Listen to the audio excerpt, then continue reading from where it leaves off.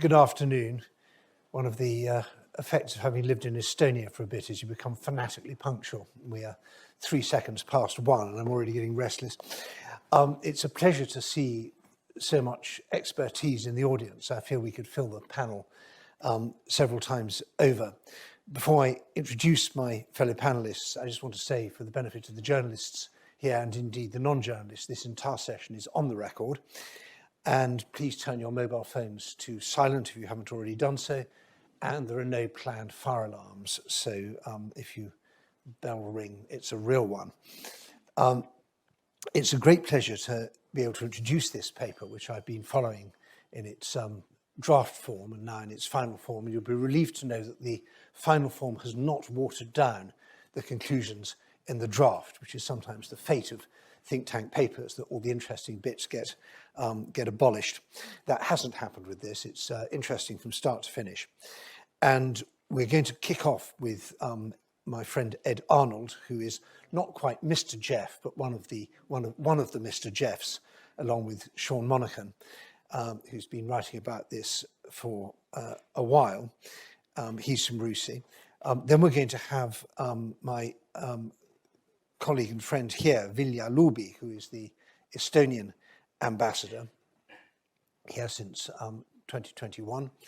And then on my left here, Mette Birkelund, who is the Defence and Security Counsellor at the Norwegian Embassy. And if any of you have been to Trafalgar Square in the last few hours, you'll have seen the beautiful Christmas tree, which the Norwegians have as same procedure as every year, donated to get our Christmas festivities off to a start. And thank you for that, a tribute to the relationship in the last war. So without further ado, I could steal Ed's thunder and go on about the vital importance of getting going on Jeff, that it'll use it or lose it, it'll atrophy. If we don't, our allies are getting really impatient with the British foot dragging on this, and we are longing to know why Britain is not seizing this opportunity. But instead of trying to answer those questions myself, I'm going to ask Ed to introduce the paper for a few minutes, and then we'll go to the two diplomatic colleagues for their thoughts. Ed, over to you. Thank you, Edward, and again, just also thank you to the Norwegian Ministry of Foreign Affairs, who sponsor this project that we run. It's in its third year now of a 4-year transatlantic security dialogue with NUPI from Oslo and CIS in Washington. We've been very busy on this. It's the product of 24 interviews, a lot of reading of papers, a lot of number crunching on NATO-derived Excel spreadsheets to come up with the paper, and also a very big thank you to our publications department for getting 15,000 words on the Jeff published just before Christmas in a very busy period. And with the Leaders Summit next week in Tallinn, it really is the perfect opportunity to help, amongst other things, to Jeff with its public profile. When I was doing a lot of the research for this, I came off one interview that I did on Teams, and my wife just said to me, "Who's this Jeff? He seems awfully important, but I've never heard anything about him." So hopefully, I mean, she's not going to read the paper, but at least she knows now what the Joint Expeditionary Force is for. My main argument is that the first decade of Jeff and the improvements that we saw in terms of interoperability, capability, capacity development, support to Ukraine, all very important, but the second decade of Jeff is going to be very, very different to the first. In some ways, a situation change with the second presidency of Donald Trump, a gradual deterioration of European security. There's going to be more demands on Europe, particularly the UK, and also the Jeff. And the significant potential, not just due to what I've called its comparative advantages, but also the fact that if you look politically within Europe at the moment, the difficulties politically that France are having, also that Germany have early elections, and then we'll have to go through the process of coalition agreements. Really, the UK is in the spotlight here, and its partnerships a long time with Jeff. Last year, agreed a 10-year vision, an ambition to be a key framework within the future European security architecture. And this increased ambition and also political attentiveness, I think, has made that there's a bit of a risk here that actually UK leadership of the Jeff and what the Jeff wants to do, it's almost become too big to fail now. So looking at its comparative advantages, I came up with 5. First one, the JEF members collectively are like-minded European defence heavyweights, what I consider a vanguard military grouping within NATO. They are led by the only other European nuclear power that assigns its nuclear forces to NATO, which will become of increasing importance over the next number of years. Now in 2024, all members meet the 2% GDP requirement of NATO, but also the 20% on new equipment spend. In 2014, it was only the UK, one of 3 NATO members that did that. If you look at the JEF average real change increase from 2014, that's 150% increase versus 108 for the rest of European NATO, and also a lot of sophisticated defence capabilities, such as 5 of 11 air forces within Europe that are JEF operate F-35. The second comparative advantage is its flexibility, and this was really a design principle. Everyone I mentioned who was there at its inception said that this was a key requirement. So there's no requirement for unanimity, it's not backed by a treaty, and it's not a standing force. Within it, the 1+1 mechanism that JEF itself describes as a unique advantage, and it seems to operate both in terms of military operations, but also politically. The first deployment of the JEF was ahead of it reaching IOC in terms of the response to Ebola in 2014, and is very unlike other European frameworks, for example, EU battle groups that still haven't deployed, but have been operational since 2007, or the UK-France combined Joint Expeditionary Force. Thirdly, there's a single framework nation lead, and this is one of the changes that the NATO framework nations concept introduced, that by having that one leadership point meant that it was easier to build others up to a higher level. Like I said, now all JEF members meet the 2%. Back in 2014, it was only the UK. The risk here is that the UK still needs to keep ahead. And if you're taking just defence spending as a metric on a percentage of GDP, that the UK is about 7th at the moment in terms of what other JEF members spend by GDP or have projected in the future. It was also matched with specific C2 arrangements, so the JEF can do command and control. It can also command operations, very different to other defence and security frameworks. Fifth, regional strength and expertise, specifically within the Arctic and High North, which is we're going to the US in a number of strategic and policy documents recently said that that's going to be the venue for great power competition. There's a significant threat. Russian military capability that has been growing up since 2010 is now, a lot of the units that are normally stationed up near the Finnish border have already been declared combat ineffective multiple times within Ukraine. There is a real opportunity now to really strengthen NATO and JEF presence in the north. And also a question on whether the NATO 360-degree approach can actually survive sort of a situation where US leadership within NATO starts to draw back. And we've got inspiration from the regional planning groups, which in the first NATO strategic concept, and actually looking at really strengthening the North and the JEF being able to do that. And also in a scenario where the US engages from Europe, the US cannot disengage from the Arctic. So, all of its interests absolutely remain, and using the UK bilateral relationship with the US, very good bilateral relations between the JEF members and the US as well. There's significant opportunity for the UK and the JEF to keep the US engaged. And then fifth and finally, political unity. The speed that the political dimension of JEF started after the invasion in 2022 was very impressive. It was surprising. It actually surprised some officials working on it at the time. And in terms of support to Ukraine, it is now a major output of the JEF. So in terms of some of the number crunching that I did, if you look between JEF and European NATO, less North Macedonia and Albania because they're not in the data set. If you look at what has been donated, roughly comparable with 42.4 from the JEF and 45 from other European nations. But if you look at committed, From the JEF, it's $69.2 billion versus $58.1 billion, or 1.5% versus 0.29% from other nations. And if you consider those large economies of the other nations within Europe, that is really significant. Also, if you look at percentage of GDP, the top 10 countries include 8 JEF members, with the UK being the 9th. And also it's qualitative, so by the time the NATO Washington Summit came around this year, 17 of the 34 G7 bilateral security arrangements with Ukraine had been signed, 8 of which were JEF members, all ahead of the US. And even in terms of capability, it's not just about the high-level numbers on what is provided, but I'd highlight the fact that the F-16 coalition led by Denmark and the Netherlands, there's compounding advantages there with also what's been provided by Swedish airborne surveillance and control aircraft. So in terms of looking at the capabilities themselves, they knit together quite well.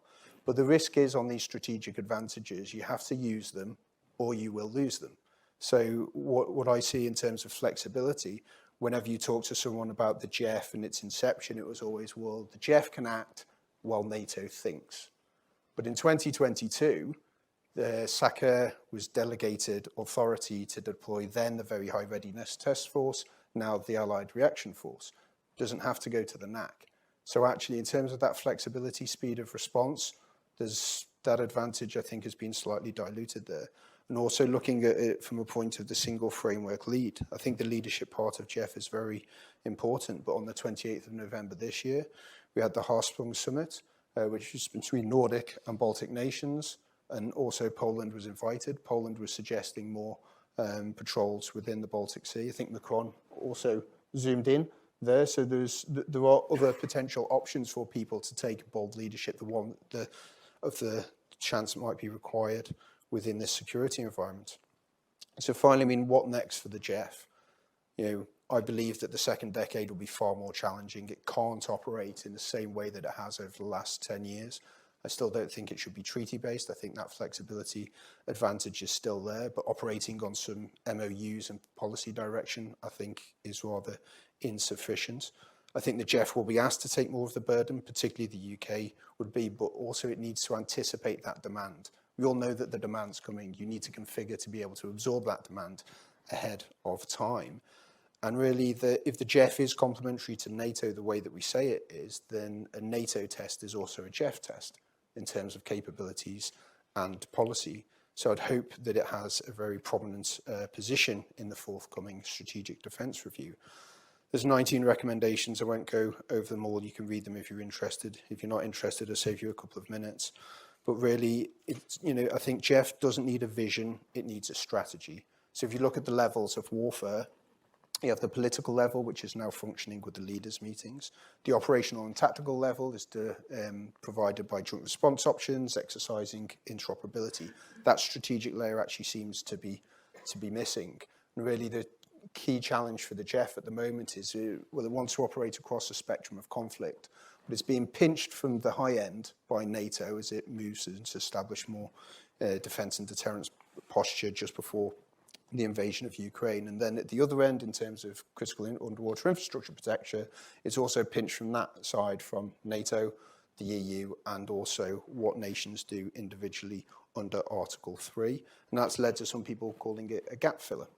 Well, it can fill some of those gaps. The problem is if you make sort of, you say that you are a gap filler and that's what you want to do, you don't actually have control on where those gaps are because they will also change over time. So I would like to see a cross-departmental and cross-domain JEF strategy that consolidates the MOUs and the policy direction we've had to date and establish a distinct and widely accepted role within the Northern European security architecture. In terms of the interviews that I gave, I mean, they were all almost unanimous to say, well, instead of the JEF actually deciding what it wants to do with itself, ask NATO.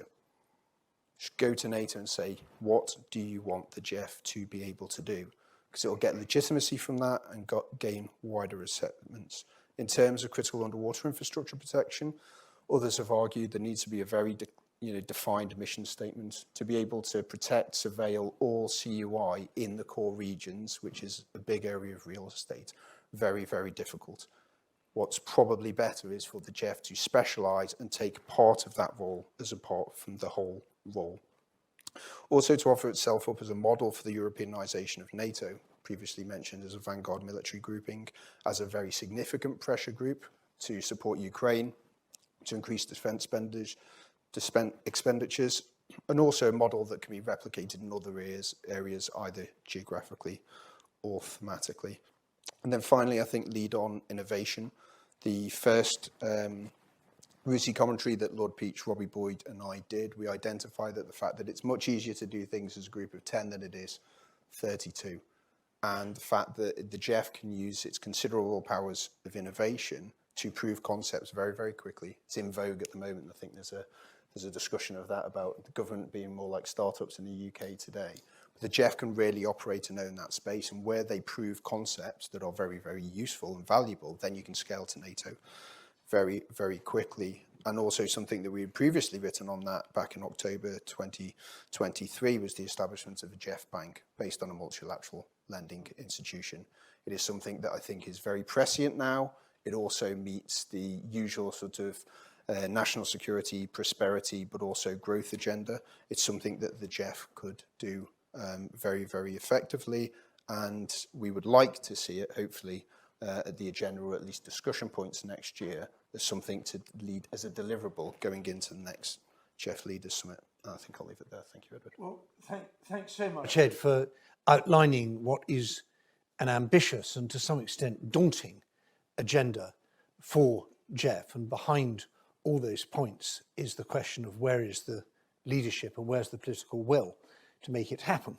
And that is really where we move to the upcoming JEF Summit in Tallinn, which is now official. Keir Starmer is going to go to Tallinn. He doesn't go abroad very much, so it'll be interesting for him. And particularly important that he sees what a really good ally looks like, where British troops are actually there deployed, protecting NATO's eastern frontier. But I've just come back from Tallinn, and there's a definite air of impatience and frustration in Tallinn about what could almost be described as British foot dragging on JEF. Everything seems to be bogged down in and we don't want to get in front of the strategic defence review, and there's a wider question of our relations with Europe, blah, blah, blah. And so it's going to be a test of Estonian leadership and diplomacy to get this summit to land where it needs to. But you've got it all under control, haven't you, Viljar? Thank you, Edward. I really don't know if how critical Estonians are. I haven't been home for a while. Now, because of Keir Starmer, I can go. I'm very thankful to him as well. I was reading this report, and if you haven't read it, just read it. I don't know what I can add, what Ed just said. I think there are many elements Ed said. I maybe just want to highlight also and emphasize that I found extremely important. One thing what Ed said, that since the launch of JEF 10 years ago, now all 10 are NATO members. So I think it will change the dynamics for sure. I agree with Ed that JEF doesn't need to create anything new itself because, obviously we don't want to compete with NATO. We are part of NATO. So the planning as such will come from NATO. I think the most important element what JEF can do is, if you take the very founding act of JEF, on the Wales Summit in 2014, it said that JEF should provide rapidly deployable forces. So the speed is the key element that we can do things fast. So I think there is much room we can do to make it even faster. Because if NATO asks us something, if SACEUR asks us from something, so we need to be prepared that we can do it fast. So joint exercises in different domains are extremely crucial as well, so that we do it in the framework of NATO, but also can do it in the framework of JEF. Actually, this is one of the same thing. And also the thing is, it's not only like-mindedness. It's not only because, there's a will that countries want to cooperate. I think it's also a necessity. So geography plays an important role. Again, 10 out of 10 JEF members, 5 have land border with Russia. It's obvious what is the biggest risk right now in Europe. It comes from the east or from the north. So geography for us in this region plays an important role. That's why to focus on Baltic Sea and very high north is, I think, by definition, where focus of Jeff should be. Also on hybrid warfare, we can see that, compared to first decade, what you said, definitely the next decade we'll see even more attacks on hybrid side or sabotage side as well. Probably this also the element of definitions, hybrid and sabotage. It's also maybe a bit tricky for Jeff as well, because if Jeff is MOD led, MODs usually say we're okay dealing with sabotage, but sabotage usually is preceded by hybrid. So who will create this crucial link so that, we have a good coordination, that hybrid, that our adversaries don't become, let's say, encouraged that they can do whatever they want because there is no response. So I think this is another thing that Jeff can do a lot. And we already have some success stories because, when the cableless gas pipeline and the internet cable between Estonia and Finland was sabotaged last year, then Jeff sent its 4 ships there to be visible there, show our adversary that, you can't do whatever you want. Of course, we ought to see that, it's maybe for nothing, at least it's not enough, because we see more hybrid and sabotage attacks. One very interesting chapter I found in Ed's paper was about innovation. I think innovation element is very, very important as well. Why?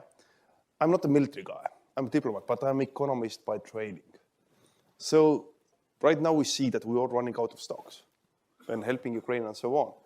And also have too many standards. If you know, they say the American defenses are based on 32 different systems, then the European NATO is 170 plus. So I suppose Jeff could also be, at least in our region, that we have more or less, more unified standards. Because for me, it makes sense also. If one part of Jeff region, we need more, let's say, equipment, then it makes sense that if we follow the same standards, that you get it from the UK, Norway, wherever it is, rather than Spain. It just makes sense.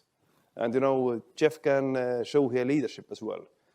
Intelligence, I think all intelligence people say, more info is better than less info.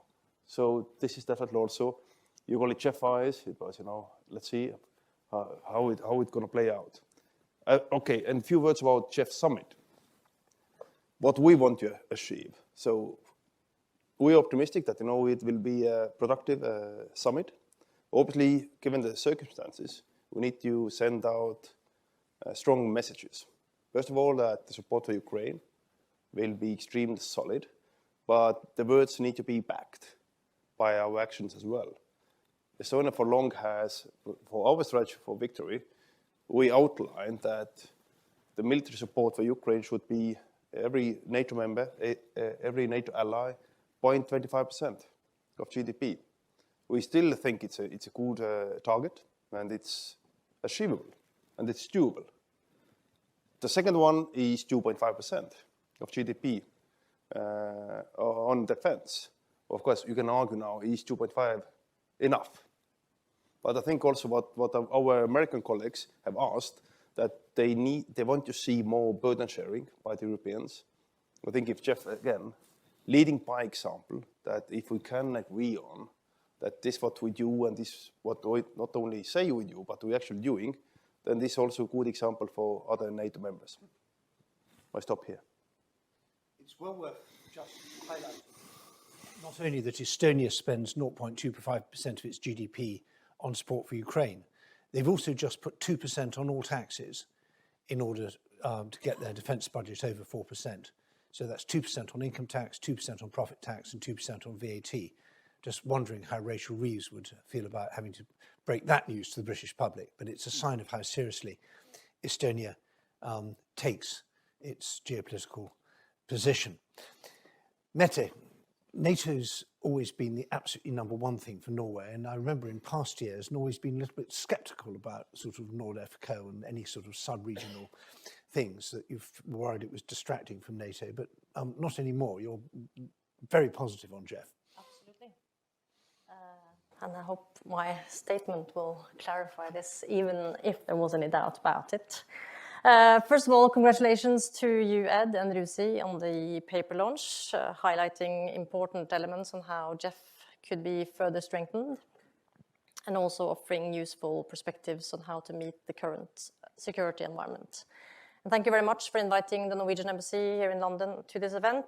We see this as an important opportunity, both to further spread knowledge about the JEF and its importance, and also to offer our views on it. Norway was among the initial 7 nations that established JEF back in 2014, together with the UK. So why is JEF so important to Norway? Allow me a few moments to put JEF into a strategic context from our point of view. Norway's strategic attention is directed west and north, especially in the maritime domain. We sit right next to the home of the Russian strategic bases complex on the Kola Peninsula, the Russian Northern Fleet, and the Russian Second Strike capability. Over the past 2 decades, Russia has modernized its military in the region, re-established infrastructure, and increased its presence in the high north and in the Arctic. The Kola Peninsula and Russian control in the Arctic is crucial in their strategy. Access to the North Atlantic, primarily for their submarines, the ability to challenge us at sea and pose strategic dilemmas remain a Russian priority. Despite the war in Ukraine, the Russians maintain a high level of activity and capacity in the high north. The land forces at the Kola Peninsula have been decimated, whilst their air and maritime resources mainly remain intact. The relative importance of the Northern Fleet and its operating areas is increasing. Against this backdrop, and as an Arctic nation, JEF, with its dedicated focus on the high north, the North Atlantic and the Baltic Sea region, is of great importance to Norway. Allied presence in the shape of a regionally focused JEF, NATO, bilateral or trilateral engagement is an important element to ensure continued deterrence and interoperability in the high north.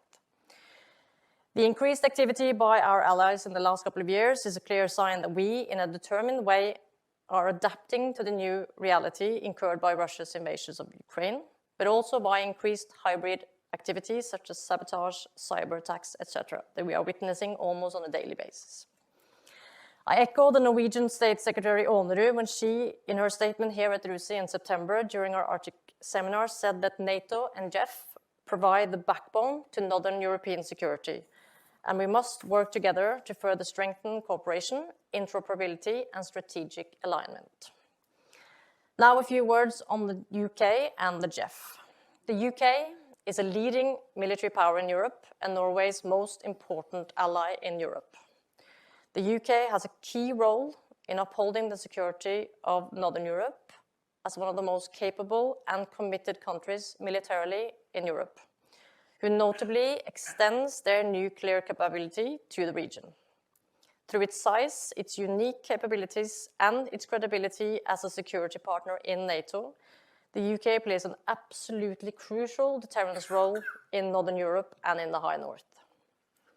Norway acknowledges and appreciates your resolve, your competence, your ability to transform strategies into action, and your credible political will to push and make things happen. And we thank you for the shift in focus towards an increased focus in our region over the past decade or so. We strongly appreciate and value continued UK commitment to and leadership in JEF. To finish off, I'm turning to the JEF and our views on it. First of all, it is important for us to underline the JEF's complementary role in relation to NATO. It is not in competition with it, nor does it duplicate NATO activity or policy for that matter.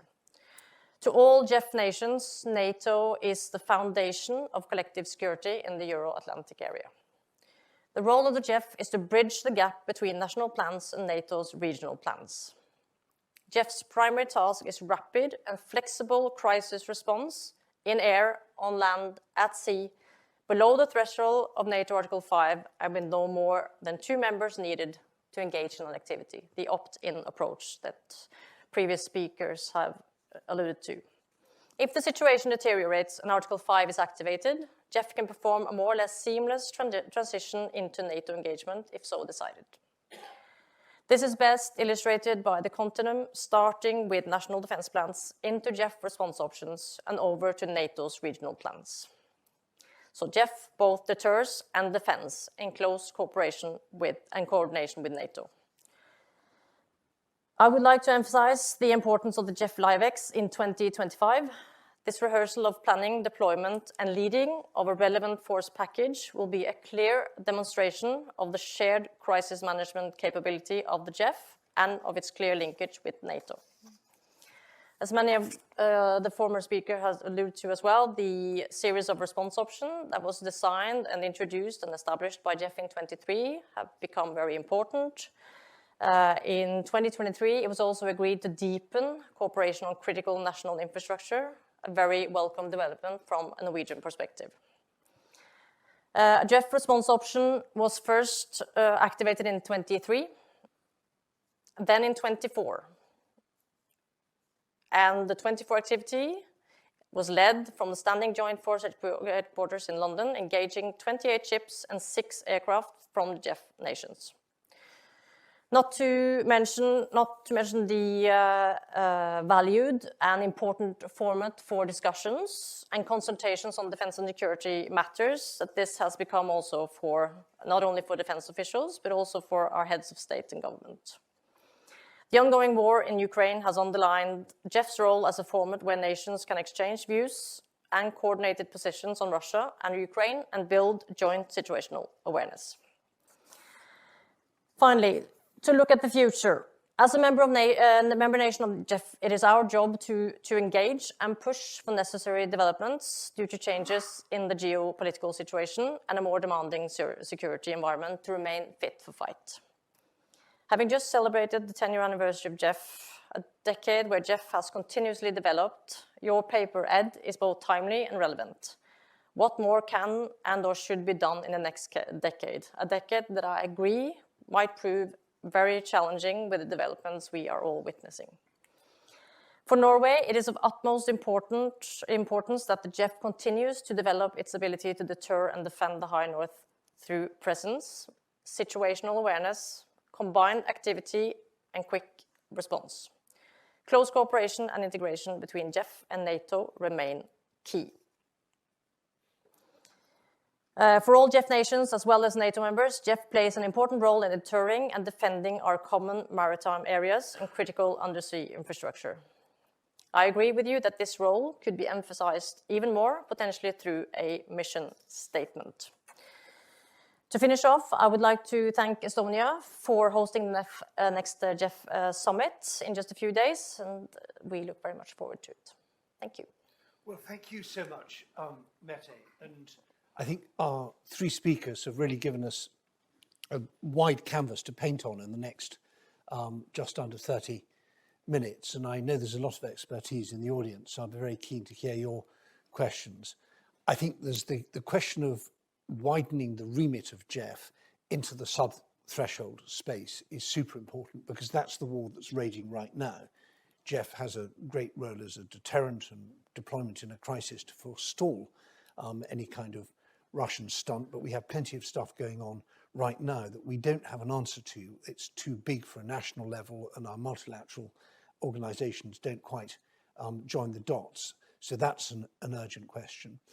And then there's another one is sort of the second meaning of Jeff Plus, which is how does Jeff relate to non-Jeff countries? And I've just come also back from Warsaw, where the Poles are wondering whether they should feel cross that they're excluded from an organisation that's going to become more important, or relieved that they're not an organisation that's going to become less important. But there's a lot of interest in Poland about the Jeff. And then, of course, there's Ukraine. And that will be a big issue at the Tallinn summit, and thereafter, particularly if we are looking for boots on the ground in Ukraine following whatever deal President Trump is able to cook up next year. So plenty to talk about. Please stick your hands up, and although most people here know most other people here, not everybody knows everybody, so please just identify yourself. Please go ahead. Thank you. I'm Ben Snemet from King's College London, and thank you for the panel, for the brief One thing very resonated with me, what Ed mentioned, that Jeff should ask NATO what to do precisely and what its role should be in NATO. But is it the right attitude? Because no one else will think in NATO harder about the Nordic and Arctic and Baltic regions than these countries in the Jeff. So shouldn't be the way around that Jeff comes together, figuring it out, what to do in this region, then shape the NATO and EU. Basically not downloading policies, coming together, figuring out what should be happened, and uploading the policies and shape NATO policies by themselves. That's a great question. Let's have the microphone over here to Peter. A lot of people worry that NATO is too big and too slow. By the time it's worked out what it wants, it'll be too late. And the whole point of Jeff is to get in early. Pete, what do you think? I'm not going to answer that question. So Peter Watkins, I was the Director General for Security Policy in the little building behind us. That's important building. And actually at the signing, the original signing back in 2014 at the Wales Summit. And as has been said, it was always envisaged that Jeff would be complementary to NATO. At that point, all 7 nations were members of NATO, and subsequently 2 non-NATO members joined and then became members of NATO. But I wanted to ask a different question, which is, that grouping was founded 10 years ago. In some ways,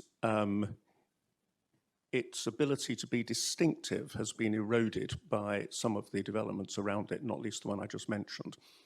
So I just wondered if, building on what you've just said, Ed, and what the ambassador said, some thought might be given to how it might become more distinctive and do things that other bodies can't do. And the one I was thinking of, and building on your point, is around hybrid.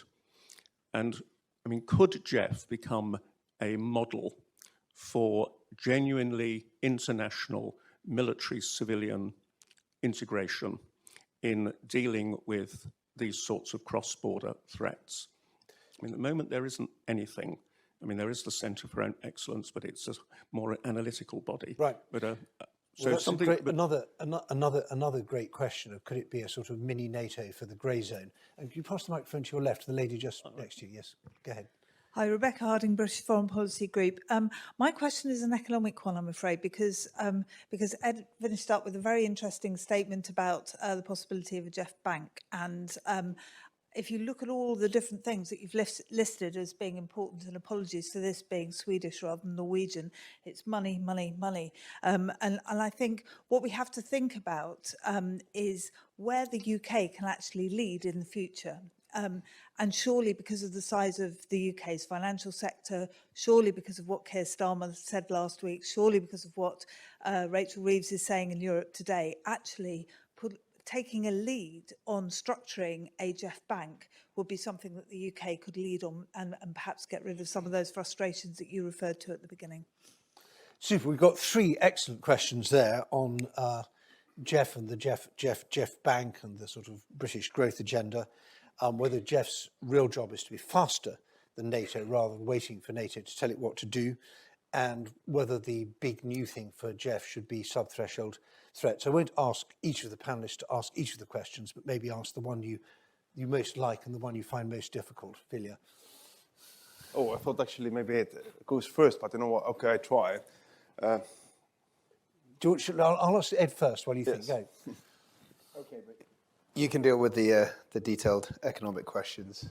My interest in the Jeff Bank comes from a national security perspective. I think Ben's first question is interesting, and the recommendations that are in this paper, I mean, I agree. I think the Jeff should offer up certain military tasks, and I think they need to be tangible and probably take inspiration for the Norwegian government, actually, in terms of your commitment last week to Poland to effectively help secure and defend probably the key economic logistics hub in Poland, something that is very tangible. You can define it, you can put troops to task. That's where I think I would like to see the Jeff move towards, instead of sort of general, what will improve intelligence sharing. Very hard to actually measure, especially in that area. I think 2 areas for Europe that are absolutely critical. First is sea line and communication protection in the High North. broadly speaking, the beneficiaries of that from a security perspective and an economic perspective are all GEF members. So it is something that the GEF should absolutely do. The US and Canada, they have Asia-facing ports through this Northwest Passage. They're not going to come over and protect our own sea lines of communication. We need to do it. And the second part of that is also transatlantic reinforcements. We all talk about the regional defence plans that NATO NIA has. I think transatlantic reinforcement plan, not as a plan, it's integrated into the others, is absolutely critical, especially going into the next 4 years, where there's a question mark of whether the order will be given politically and then militarily. Well, how do the troops get over there? I think there's sometimes an assumption that the Americans will just arrive and help. The Americans will fight, almost certainly, on GEF territory as well. So if you're the main beneficiaries of the transatlantic reinforcement, it's something that the GEF can go to the US and say, well, we're prepared to do this, we're prepared to secure this, we're there to help you, which also might help with messaging. Because when you hear about the modern day US Republican Party and how they talk about Europeans free riding, I think it's very much a view of sort of France and Germany, not Nordics, Baltics, UK. And like I said in my opening remarks, I think the UK can leverage that relationship. There's now defence and cooperation agreements with all GEF members and the US. And also the new Secretary General of NATO, back in 2014, he was the Prime Minister of a GEF nation. So I think there's a lot of preemptive engagement that the GEF can do on that. And then just very briefly on Rebecca's question, but not from the economic side, I think it's absolutely an area where the UK should lead. But what the GEF can do is ask partner nations to lead initiatives where they're best placed to do so. So if, for example, if there's going to be a cyber initiative developing, well, you'd certainly ask the Estonians to lead that. But for those economic reasons, I think that is the one area that the UK should absolutely say, well, we're going to do this. What else can other people do? Because that's very effective in NATO in certain areas. And almost the success of GEF was a microcosm of that in the first instance through the Framework Nations concept, saying to the UK, well, we want you to lead this, and we offered it up as a contribution. Thanks very much, Ed. Mette, do you want to take either the command and control, who jumps first question, or the sub-threshold question, or indeed both of them?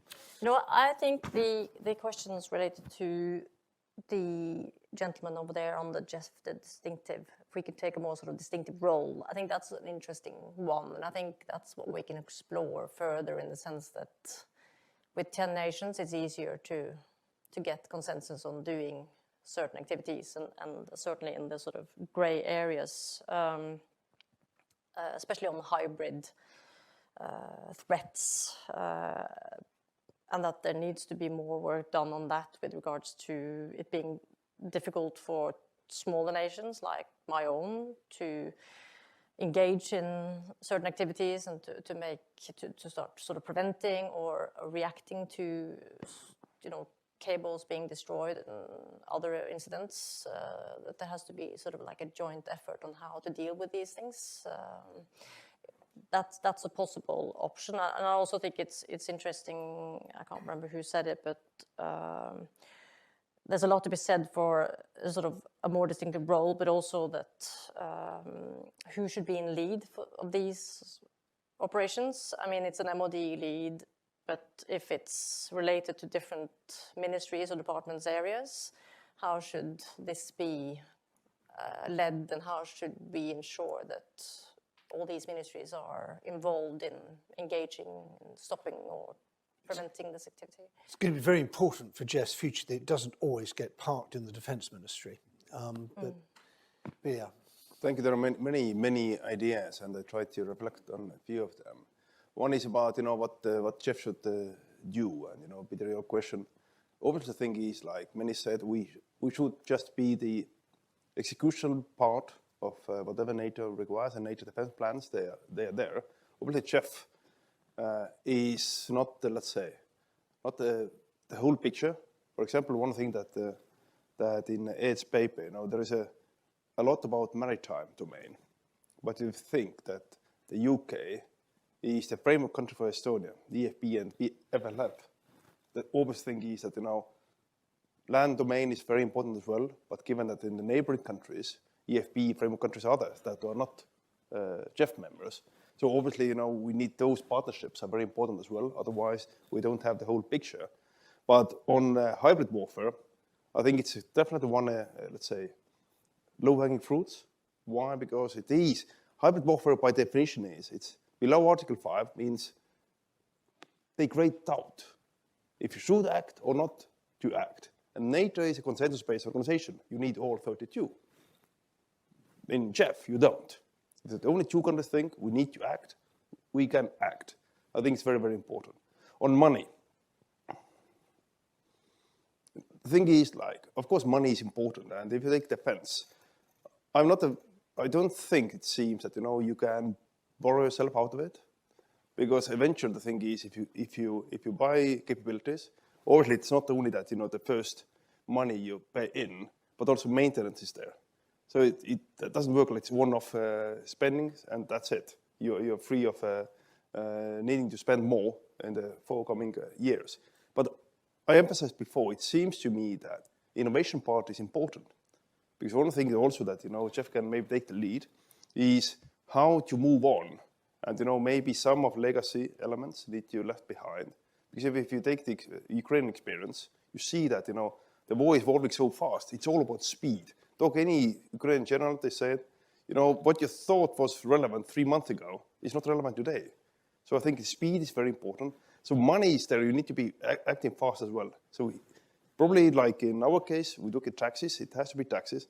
But just as a reminder, that if we all agree that risks have been elevated, so we are living in a very dangerous world, during the Cold War, during the 1980s, the minimum spent on defense of this country was 5% of GDP. Now I think, is the world more dangerous than in the 1980s or less dangerous? Right. Everyone in the audience probably agrees that it's more dangerous, but we don't have our fingers on the buttons. Let's have some more questions. Gentleman here in the front, and then Dominic. Thank you very much for this insightful talk. Your Excellency, you mentioned the threats are in the north and east for Estonia, but also could one also argue that the threats today are borderless? And I was wanting to ask you about NATO and JEF, and notably spending in cybersecurity, because we see Russia, for example, during their invasion in 2014 of Crimea, their annexation, and in 2022, for example, Ukrainian ATMs, banks, infrastructures were hit by very sophisticated cyber attacks. And how is this integrated in this priority? Very good. And just pass the microphone behind you. Thank you. Dominic Caratu. 10 years ago, when David Richards was part of launching JEF, it was a good initiative. He's recently published a book about the UK going, is losing its strategic focus. And given Mr. Lucas's earlier comments about SDR and foot dragging, do we think that the UK government is focused enough on the international agenda and prioritising the mission for JEF rather than just spending money on domestic issues like the NHS? It's going to be very hard for our foreign guests to deal with that question, but I'm sure Ed Arnold will be very blunt in his response. There's a question at the back. Ewan Grant. Yeah, thank you all very much, ladies and gentlemen. Ewan Grant, UK Defence Forum. I once had a hugely significant conversation with the extremely impressive head of the border guards at Narva, and that wise gentleman made it very clear that far too many people who came from EU Brussels didn't perhaps fully understand the situation. My question is, given that Norway and Sweden in particular have considerable impact in international aid and development, and the Baltic states, by their size and population, cannot be a threat to anyone, is there any way that the diplomatic side of JEF can get across to much of the international development community that, look, they may be being a little naive about Russia and China, and they have to realize that there are lessons they need to pick up from your countries?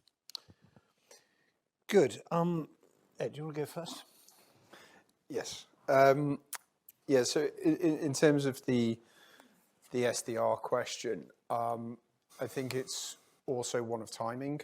So, I mean, depending on what you hear about potential delays, we're expecting the external part of SDR around March, and then 3 months later, the government response, which is actually going to be the policy part. I think that time frame is under pressure from the international security environment and also the US presidential election.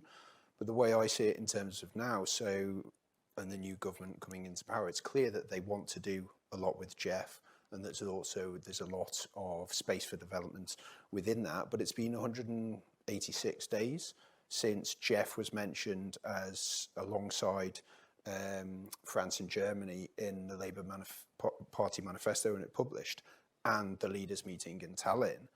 There hasn't been anything since. So you're effectively suddenly out of nowhere, the Prime Minister is going to turn up next week, talk lots about Jeff, and then there'll probably be a bit of slide, notwithstanding Joint Protected that has just happened, which is the long-running yearly exercise. And then also within the timeframes, that's not very good, because any of the deliverables, well, they're going to be pushed till after Christmas because everyone goes on leave. And then you're already into the new US administration. And there's an element of, we also need to work out where the new US administration is going on Europe. But just to a point, because, I said this ahead of the election, even if Harris had won, most of the things that the Europeans are expecting to do, they would have had to do anyway. They might just need to do it sooner now. And again, Jeff is an ideal framework to do those things much sooner. So you don't need to get the agreement at 32. You can make your own rules and regulations within Jeff. So if you think that the security environment is worsening, you can say, well, we will go to a percentage of whatever it is, or make up your own targets within Jeff. And then NATO looks at that and goes, well, they're showing the way, we might need to move that way as well. Estonia was the first country to suffer a full-scale state-on-state cyber attack during the Bronze Soldier episode. So this one's for you, Viljar. And I think if I was making a list of the most cyber-capable countries in Europe, probably the top 10 would be pretty much the same as the members of the Jeff. So there may be some potential there for working on cyber. What do you think? I think on cyber, it's a very important question. And obviously the thing is, there is a full-fledged war happening in cyberspace as we speak. We cannot say it's just, we're testing each other's limits. There is a war. I mean, one question, of course, we need to ask. And I wonder about that often when I talk to my counterparts here in the UK. We don't talk much about it publicly. That it seems that we need to, let's say, keep the public protected, to say we handle this. But maybe we should. Maybe we should talk more about that. Because, it's all about awareness. If you don't have awareness, you cannot build resilience. And the thing is that at least as politicians we discuss as well, if they should talk more about those kind of attacks. Like Ed mentioned, the cyber attacks we faced back in 2007. Currently, we face on a daily basis 100 times more attacks. We're just more capable to defend against those, but we don't talk much about that.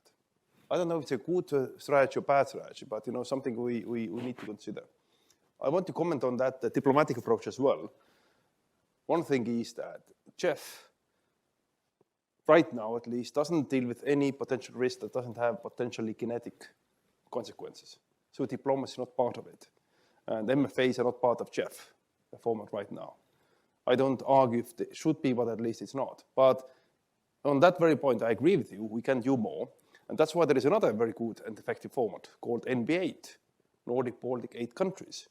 And for example, the foreign minister of NB8 recently in Moldova, well, they go together so that 8 foreign ministers go together to those countries and do the work. So it doesn't necessarily need to be Jeff. But if you talk about Nordic, Baltic, yes, it's already working. Very good. Mette, you were saying, I think rather too modestly, that Norway is a small country. Norway is a gigantic country in geographical terms. It's an extremely wealthy country, and in development terms, it is a real superpower. You do an enormous amount with your development aid. So perhaps that one's for you. Could Jeff countries use their development aid a bit more strategically?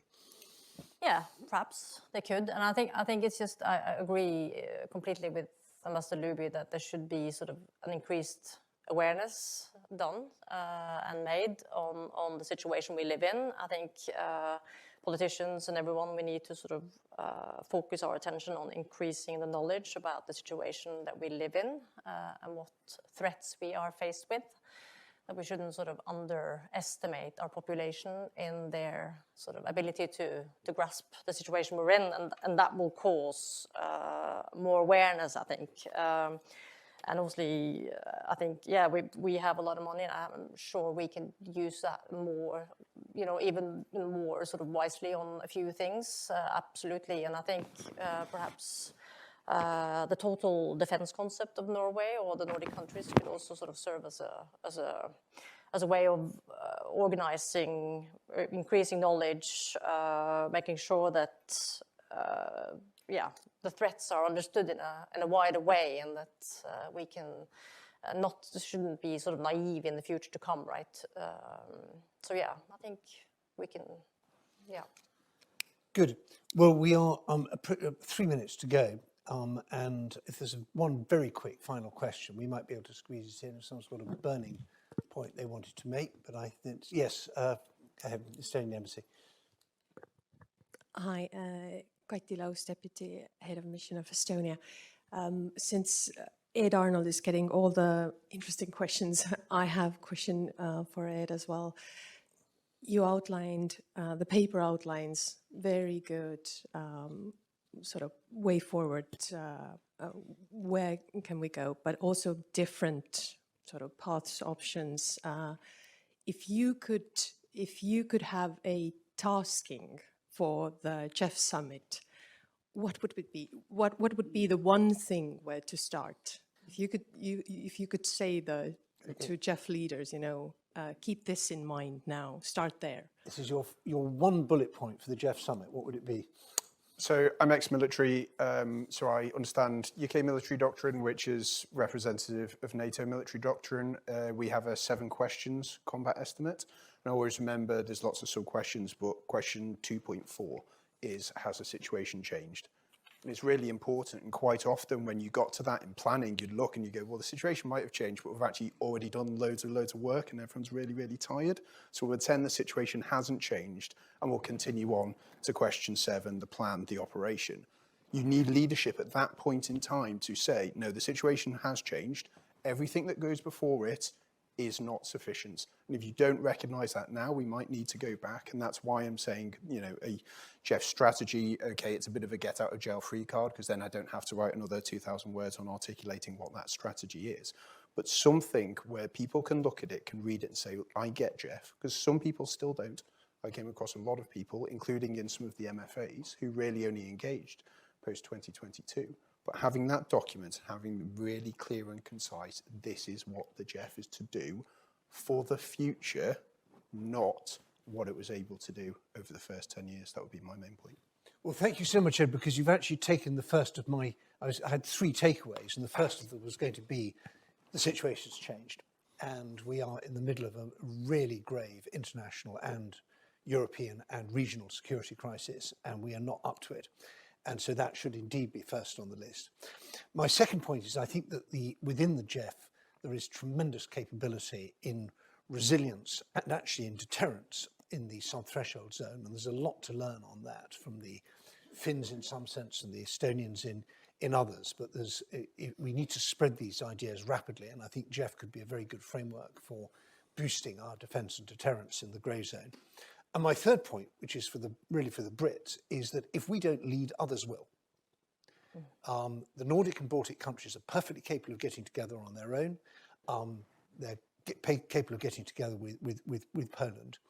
And they see the problems very clearly. And if we're not there to help, then they will sort these things out themselves or find others to help them. And that will be a very sad missed opportunity for Britain. So we all wish Keir Starmer a very successful and productive visit to Tallinn, an agenda-setting summit, and lots to talk about in the months ahead.